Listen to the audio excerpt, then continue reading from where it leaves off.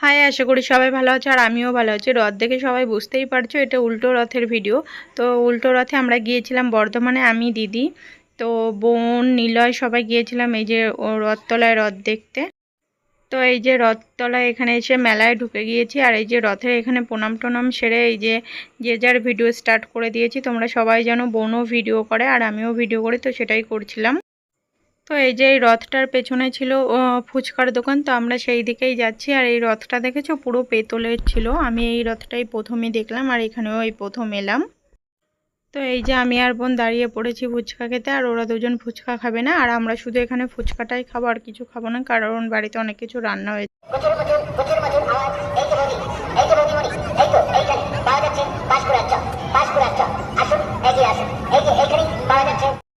তো ফুচকা খাওয়া কমপ্লিট হয়ে গেছে আর এই যে ওখান থেকে আমরা চলে এসেছি এই যে আচারের ভান্ডার, এই আচারের দোকানের এখানে। যদিও আমাদের কোনো আচার ফাচার নেই আর কোনো প্ল্যানিং ছিল না। তো এই যে তোমাদেরও একটু ঘুরিয়ে দেখাচ্ছি কত লোকজন। তো মেলায় সব থেকে প্রিয় জায়গা মেয়েদের হচ্ছে সাজাগোজের দোকান, তো সেখানেই চলে এসেছি। তো এখানে ছিল অনেক ভ্যারাইটিস রকমের কানের, তো আমার এখান থেকে কিছুই নেওয়ার ছিল না কারণ আমার বাড়িতে অনেক কানের আছে। তো তোমরা যদি দেখতে চাও অবশ্যই কমেন্টে জানিও, আমি দেখাবো।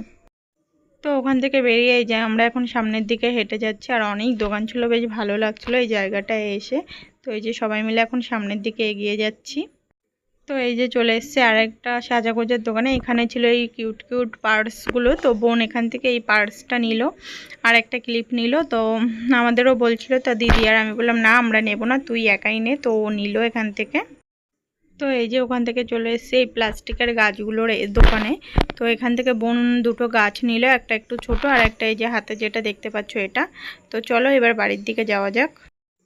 আর এই যে মেলায় এখানে বসেছিল অনেক সেই কী সব বলে ড্যান্সিং ফ্যান্সিং, তারপরে হচ্ছে নাগরদোলনা, তারপর আরও অনেক কিছু ট্রেন ফ্রেন বসেছিল। তো এইগুলোতে আমি কোনোদিনও চাপিও নি আর আশা করি কোনোদিনও চাপবও না, কারণ এগুলোতে চাপতে আমার প্রচণ্ড ভয় করে। আর তার থেকেও বড় কথা, আমার কেউ চেপেছে এটা দেখলেও আমার প্রচণ্ড গা গুলিয়ে আসে, প্রচণ্ড বমি পায়।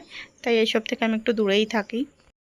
তো এই যে বাড়ি যাওয়ার সময় চলে এসেছি এই বাদাম জিলিপির এই দোকানটায়। তো এখান থেকে কিছুটা বাদাম নেওয়া হলো বাড়ির জন্য, কারণ কাকু একা বাড়িতে আছে, তার জন্য কাকুর জন্য একটু বাদাম নিয়ে যাচ্ছি আমরা। তো মেলা থেকে বেরিয়ে আমরা রাস্তার এপারে দাঁড়িয়ে আছি কারণ গাড়ি আসবে তার জন্য। আর এখান থেকে দেখো এই নাগরদোলনাটা কত সুন্দর লাগছে দেখতে।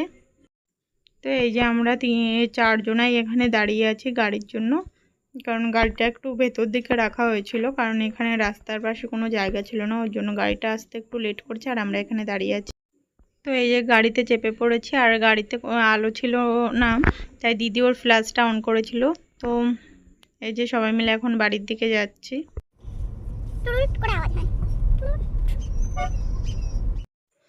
তো এই যে বাড়ি চলে এসেছে আর সরি ভিডিওটা একটু লেটে পোস্ট করার জন্য। তো আজকের ভিডিওটা এইটুকু, যদি তোমাদের ভালো লাগে অবশ্যই লাইক কমেন্ট শেয়ার করো, আমার পাশে থেকো। তো আজকের মতো টাটা, বাই বাই, সবাই ভালো থেকো, সুস্থ থেকো।